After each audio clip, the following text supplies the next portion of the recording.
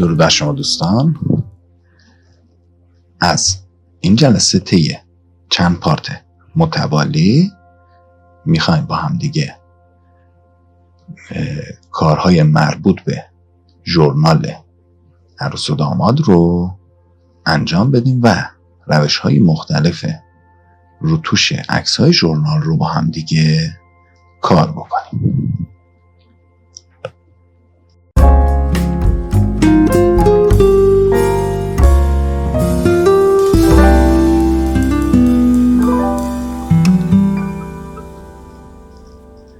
برای اولین جلسه تصمیم گرفتم که این افکتی رو که مشاهده می‌کنید به وجود بیارم و توی صفحات خاص آلبوم ژورنال میتونید از این حالت و از این افکت استفاده بکنید.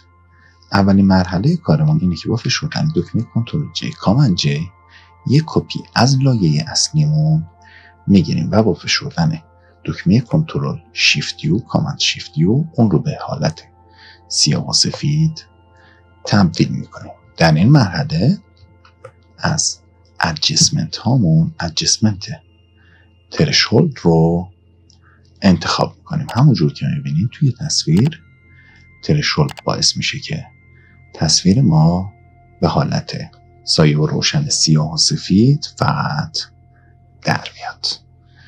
تغییرات رو اعمال میکنیم تا جایی که تصویرمون به چشم بیاد، یعنی به این شکل نباشه که نشه تشخیص داد یا به این شکل که قابل تشخیص نباشه. نباید اتفاق بیفته و ما توی تقریبا یک اینجور حالتی که خطوط مجزا کننده تصویر مشخص باشن اون رو در میاریم. با گرفتن دکمه کنترل یا کامند و انتخاب لایه زیرین خودش یعنی ترشولد و اون حالت سیاه و سفید هر دو رو انتخاب میکنیم. دکمه کنترل ای کامند ای رو میزنیم که این دو لایه با هم دیگه ترکیب بشن. خب هدف ما از این ترکیب فقط این بود که بتونیم سلکشنی رو توی محیط تصویری خودمون به وجود بیاریم به نسبت سایه ها و روشنایی ها بدون در نظر گرفتن رنگ هامون. برای انجام این کار از ابزارهای سلکتمون ابزار ماجیک وند تول رو انتخاب میکنیم و توی تنظیمات اون تیک کانتینیوس رو میزنیم. اگه توی محیط سفید کلیک بکنیم تمام تقریبا میشه گفت مناطق سفید تصویر ما که به هم دیگه وصل هستن انتخاب میشن. ممکنه مناطقی مثل اینجاها در حالت انتخاب نباشن. دکمه شیفت رو بگیرید فقط مناطقی که خیلی بزرگتر هستن رو انتخاب کنید. نیازی نیست حالا خیلی روی این بخش تمرکز بکنید. همین که انتخاب رو انجام دادید ملاک اصلی ما برای انجام کارمون هست. چشم کنارش رو میزنید میاد روی لایه اصلی کلیک میکنید دکمه کنترل جی کامند جی رو میزنید که از این بخش یک کپی گرفته بشه. اگه الان مشاهده بکنید این چیزیه که انتخاب شده. با گرفتن دکمه کنترل یا کامند من اومدم روی تامنیل همین لایه سلکشن این لایه مجدد برای ما انتخاب میشه. دکمه ترکیبی کنترل شیفت آی کامند شیفت آی رو میزنیم که سلکشن ما اینورس بشه. میتونیم از منوی سلکت هم گزینه اینورس رو انتخاب کنیم. مجدد میام روی لایه اصلیمون و دکمه ترکیبی کنترل جی کامند جی رو میزنیم. این دو لایه برای ما به وجود اومدن. این یکی از لایه ها و این هم یکی دیگه از لایه ها که تقریبا تمام تصویر توی سلکشنشون باید باشه. لایه ای که حالت رنگ پوست داخل اون انتخابه و مو داخل اون انتخاب نیست به دلیلی که موتوریکی بیشتری داشت رو انتخاب میکنه. بعد از اینکه این کار انجام دادیم، این لایه رو به بالای لایه، یعنی به لایه بالایی انتقالش میدیم و از ادجستمنت هامون ادجستمنت بلک اند وایت رو انتخاب میکنیم. اون رو کلیک میکنیم روی لایه زیرین خودش به شکلی که مشاهده میکنید و بلند مود این ادجستمنت رو روی لومینسیتی قرار میدیم. توی عکس‌های مختلف تنظیمات این اسکرول ها متفاوت است. برای اینکه تقریبا با کارش آشنا بشید، من پیشنهاد میکنم زمانی که دارید روی اینجور پورتر مانند کار میکنید، از تقریبا یک کرو به این شکلی که میبینید، یک انحنا به این شکلی که میبینید استفاده بکنید.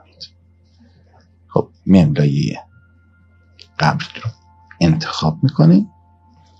برای این لایه که مو توی سلکشن اون بود، یعنی بخش‌های تاریک‌تر تصویر ما توی این سلکشن بود، باید از ادجستمنت اکسپوژر استفاده بکنیم. کاری که باید انجام بدیم اینه که مثل سری قبل اون رو کلیک کنیم روی لایه زیرین خودش، یه مقدار اکسپوژرمون رو منفی میکنیم، بین 1 تا 1 کنیم و آفست اون رو به تقریبا روی حالت عدد 1 تنظیم میکنیم. این برای تصویر ما کفاف میکنه. قبل بعد هیچ وقت اکسپوژر رو بیشتر از -2 تا -2، یعنی از این دامنه، تغییر ندید، مگه اینکه بخواید تصویرتون رو خیلی روشن کنید یا خیلی تیره کنید. یعنی باید هدف خاص برای این کارتون وجود داشته باشه. اون لایه ترشول رو دیگه نیاز نداریم، حذفش میکنیم. میایم روی بالاترین لایه‌مون قرار میگیریم. کاری که باید انجام بدیم اینه که با گرفتن دکمه شیفت تا لایه، یعنی این 4 تا لایه رو انتخاب میکنیم تا اون لایه تیره رو، و دکمه کنترل جی کامند جی رو میزنیم که به یک گروپ در بیاد لایه هامون و بلند مود گروپ همون رو روی سافت لایت قرار میدیم به شکلی که مشاهده میکنیم تاثیر خودش رو روی تصویر قرار میده. این حالت پستروف هست و این حالت سافت لایت. یه مقدار به رنگ ها، به بخش لومینسیتی و سچوریشنشون قدرت بیشتری رو میده. این کاری که الان انجام دادیم روی حالت سافت لایت اون رو قرار دادیم. توی این بخش با گرفتن دکمه ترکیبی کنترل آلت شیفت ای، کامند شیفت ای، یک اسنپ شات از تصویرمون میگیریم، روش راست کلیک میکنیم، کانورت تو اسمارت آبجکت، اون رو به یک اسمارت آبجکت تبدیل میکنیم. از منوی فیلتر کامرا راو فیلتر رو انتخاب میکنیم. هدف ما اینه که اون حالت رنگی که میخوایم به وجود بیاریم که محیط یه حالت رنگ سرد داشته باشه و سوژه سابجکت ما یه حالت رنگ گرم داشته باشه رو باید براش به وجود بیاریم. شادوز رو به تینت سبز انتقال میدم. ساتوریشن رد پرایمری ما توی بخش کالیبریشن، توی آخرین منو کالیبریشن، برای کالیبر کردن رنگ همون ساتوریشن قرمز رو بیشتر میکنم. با نگاه کردن به تصویرمون نسبت به نور تابیده شده روی عکس میتونیم بفهمیم که باید به کدوم سمت این تغییر پیدا بکنه. توی بخش آبی هم مجدد ساتوریشن رو افزایش میدم و با تغییرمون تشخیص میدیم که باید به کدوم سمت با دیدن نور و رنگ تصویرمون تشخیص میدیم که باید به کدوم سمت این رو بکشیم. این تصویر رنگ سبز داخل خودش نداره، ولی با تغییر رنگ سبز میبینید که چقدر تغییرات روی تصویر اعمال میشه. فقط ساتوریشنش رو یه مقدار تغییر میدم. از بخش کالیبره میایم سراغ بخش بیسیکمون. حرارت رو روی رنگ سرد قرار میدم، تینت سبز، و شروع میکنم با اکسپوژرم کار کردن.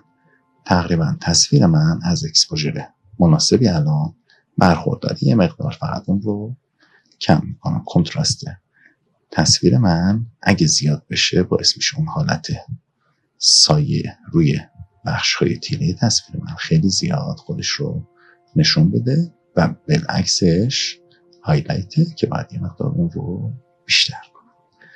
اگه کنتراست و هایلایت رو تغییر دادید، به شادو نیاز نداشتید، پس به وایت و بلک دست نمیزنید. اما اگه دیدید با تغییر شادو تصویر شما پویایی بیشتری رو پیدا کرد، به نسبتی که هایلایت و شادو تغییر کردن، باید توی وایت و بلک هم تغییرات ایجاد کنید. اگه این دو مثبت بودن این دو منفی میشن، اگه این دو منفی بودن این دو مثبت میشن، یعنی برعکس هم دیگه، که شما توان تصویرتون رو، توان قدرت تصویرتون رو از دست ندید.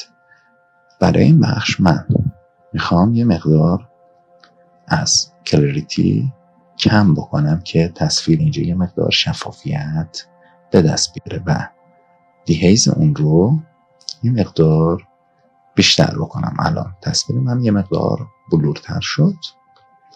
اگه نیاز باشه که خیلی روی تکسچرتون کار کنید، این تکسچر رو تغییر میدین. در غیر این صورت به هیچ وجه بهش دست نمیزنیم. دلیل اون همینه که از منوی دیتیل میتونیم اون تکسچر رو به قوی‌تر بکنیم. ابتدا شارپنینگمون رو تا آخر میبریم جلو، دکمه آلتی آپشن رو میگیریم، روی ماسک میایم و اون رو تغییر میدیم تا جایی که نیاز باشه. الان شارپنینگمون رو کم میکنیم. حالا اگه رادیوس و دیتیل هم نیاز باشه که بیشتر یا کمتر بشن، اونها رو تغییر میدیم. چون توی بخش بیسیک یه مقدار تصویرمون رو بلور کردیم، اینجا دیگه به نویز تقریبا میشه گفت نیازی نداریم برای نویز ریدکشنمون. از بخش کالر میکسر شما اگه تصویرتون یه مقدار مرده به نظر میرسه، فقط توی ساتوریشنش میتونید رنگ ها رو تغییر بدید که این تصویر نیاز نداره.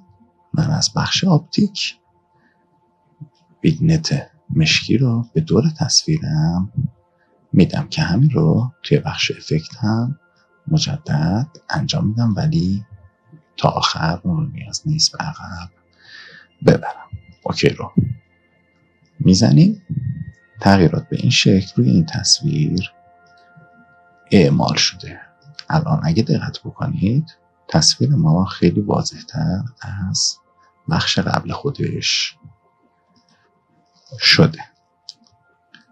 توی مرحله بعد از لایه اصلیمون با فشردن دکمه کنترل جی کامند جی یک کپی میگیرم، اون رو به بالای تمام لایه ها انتقال میدم. با گرفتن دکمه کنترل شیفت یو کامند شیفت یو اون رو سیاه و سفید میکنم و از منوی فیلتر بخش آدر گزینه فیلتر های پس رو انتخاب میکنم.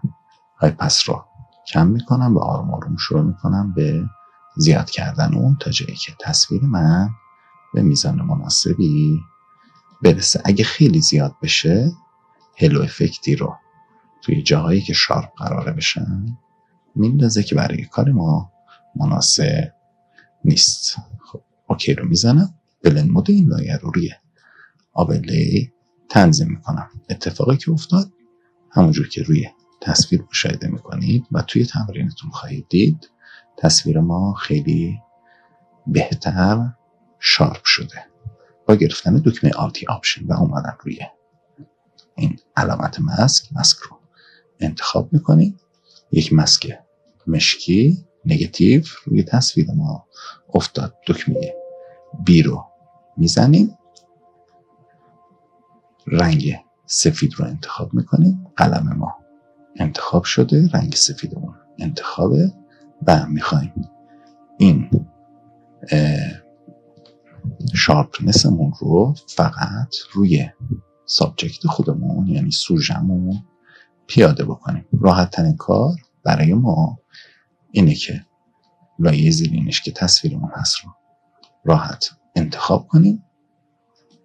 یکی از ابزارهای سلکشن رو انتخاب کنیم، سلکت سابجکت رو بزنیم، یک سلکشن ایجاد کنیم نسبت به کل تصویرمون. حالا اگه جایی هم کم و زیاد بود اون رو تغییرش میدیم، حذف یا اضافه بهش میکنیم.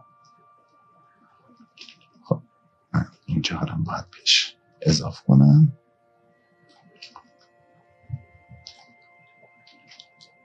و این بخش هم مشکل داره. اوکی.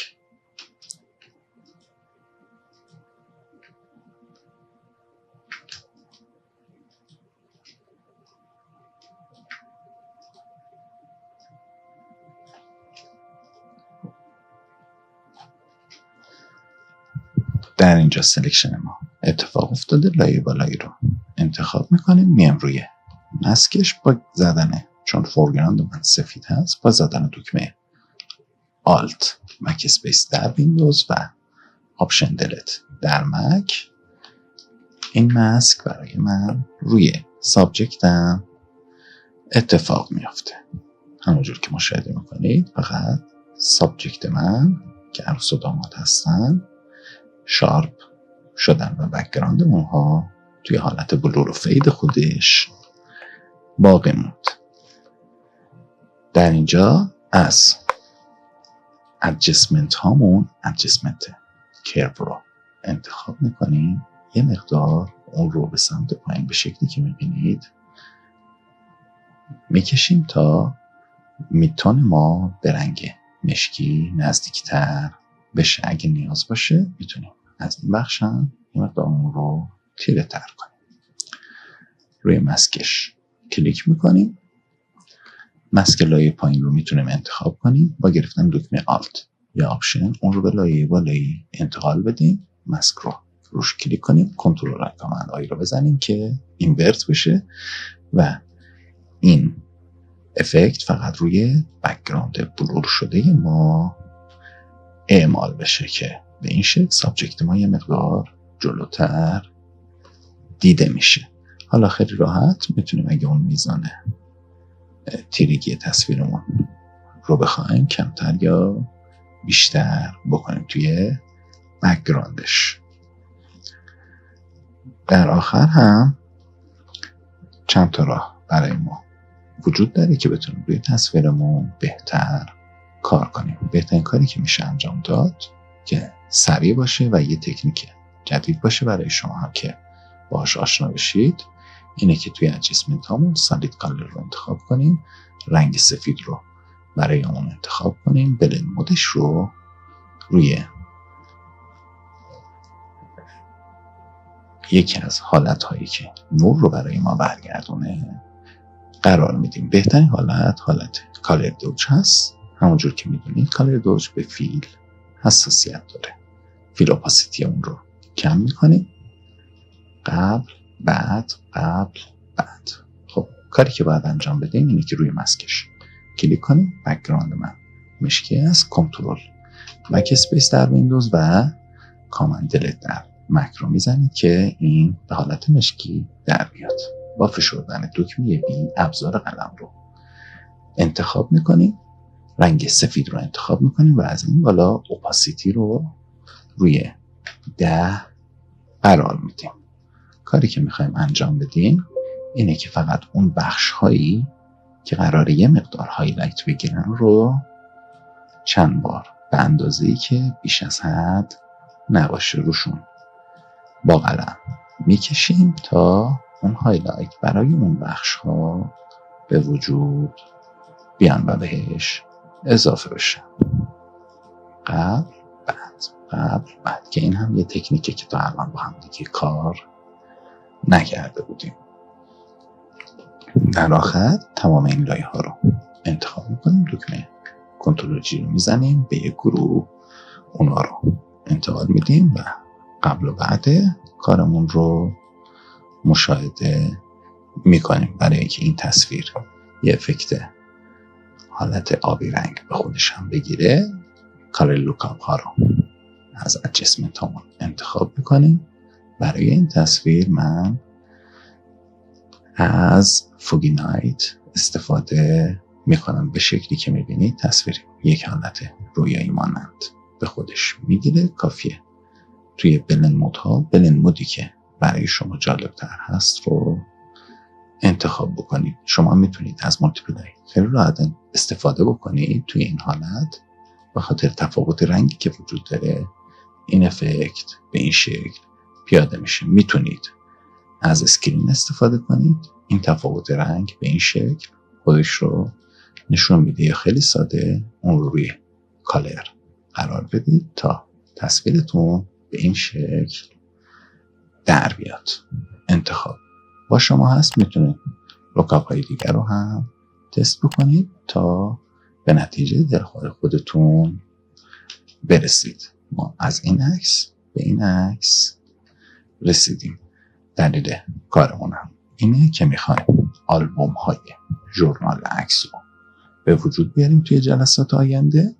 پس باید افکت های مختلف رنگ، ویرایش های مختلف رو روی تصاویر پیاده کنیم تا بتونیم ژورنال های مختلف رو به وجود بیاریم. این عکس سیو میشه تا بعداً ما دقیقاً از همین عکس توی آلبوممون استفاده کنیم. هر جا که هستید شادکام باشید. دنیا به کامتون. خدا نگهدارتون.